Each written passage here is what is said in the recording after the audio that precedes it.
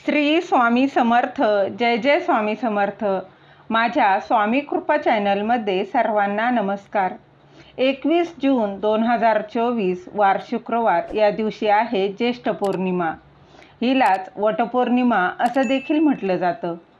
वटपौर्णिमा ही अत्यंत शुभ आणि महत्त्वाचा असा हा दिवस आहे.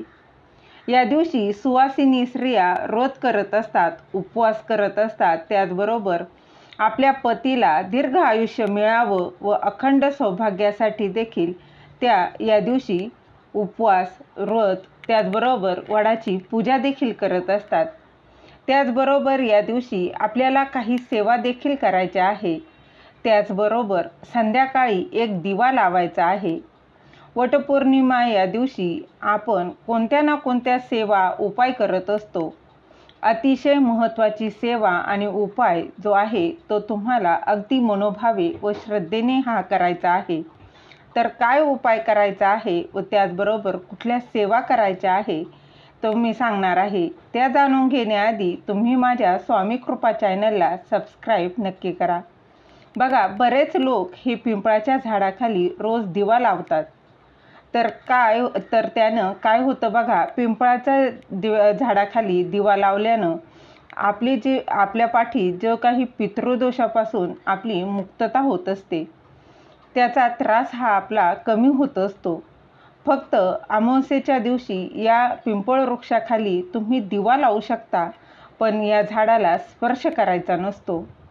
अमावास्येच्या दिवशी पिंपळ वृक्षाच्या खाली दिवा लावला ना, तर आपल्या पाठीमागे लागलेले काही दोष आहे, त्यातल्या त्यात पितृदोषाचा त्रास हा खूप प्रमाणात कमी होत असतो.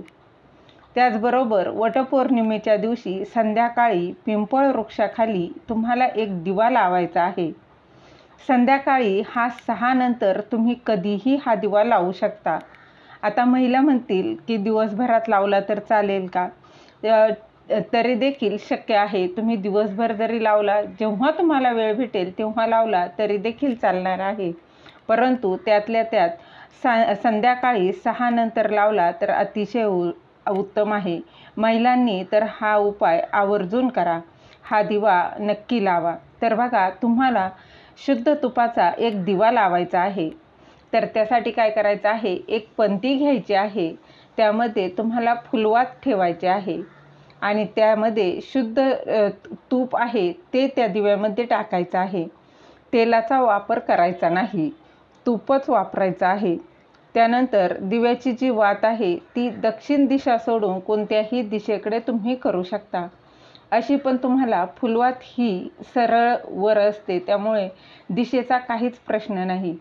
तरी देखील जर दुसरी तुम्ही वात बनवली तरी देखील दक्षिण दिशा सोडून तुम्ही कुठल्याही दिशेला याचं तोंड करू शकता. यानंतर तुम्हाला एखादं आसन घ्यायचं आहे आणि त्या आसनावर बसून तिथेच त्या पिंपळाच्या झाडाखाली बसून विष्णू सहस्रनामाचं पठण करायचं आहे. तुम्हाला वाचता येत असेल तर तिथे बसून तुम्ही वाचू शकता, नाही तर यूट्यूबला लावून तुम्ही ऐकलं तरी देखील चालणार आहे. किंवा ओम नमो भगवते वासुदेवाय नमः, ओम नमो भगवते वासुदेवाय नमः या मंत्राचा 108 वेळा तिथेच बसून तुम्हाला जप करायचा आहे. जर तुम्हाला विष्णू सहस्रनाम वाचता येत असेल तर अतिशय उत्तम, नसेल तर काहीच हरकत नाही. ओम नमो भगवते वासुदेवाय नमः या मंत्राचा जप नक्की करा.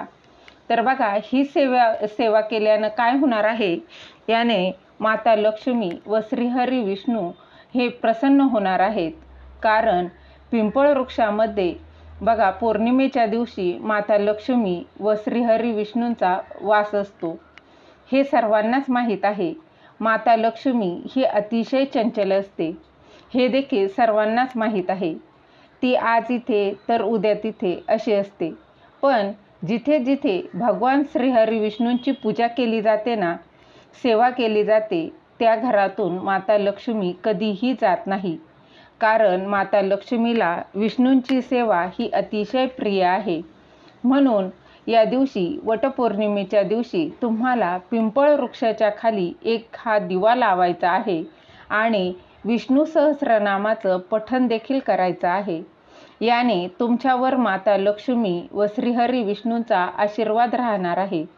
त्याचबरोबर तुमच्यावर आणि बघा काही अडचणी असतील, अनेक अडकलेली कामं जे असतील ते देखील मार्गी लागणार आहे.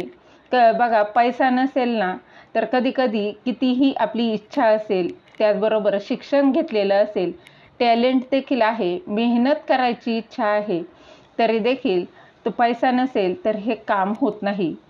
तर त्यासाठी बघा लक्ष्मी प्राप्तीसाठी, त्याचबरोबर प्राप्त झालेली लक्ष्मी स्थिर राहण्यासाठी, तसेच आर्थिक प्रगतीसाठी हा उपाय तुम्हाला वटपौर्णिमेच्या दिवशी करायचा आहे. विष्णू सहस्रनाम ही विष्णूंची सर्वात उच्च कोटीची सेवा आहे. ही सेवा अगदी कोणीही करू शकता. मुलं, मुली, स्त्री, पुरुष अगदी कोणीही ही सेवा नक्की करू शकता. त्याचबरोबर ह्या सेवेने अनुभव हा येतोच. या दिवशी तुमच्या घरात विष्णू सहस्रनामाचं पठण हे झालंच पाहिजे. आवर्जून ही सेवा करा आणि अनुभव हा येतोच येतो. अनुभव घेऊन बघा. झालेली सेवा महाराजांच्या चरणी रुजू करते.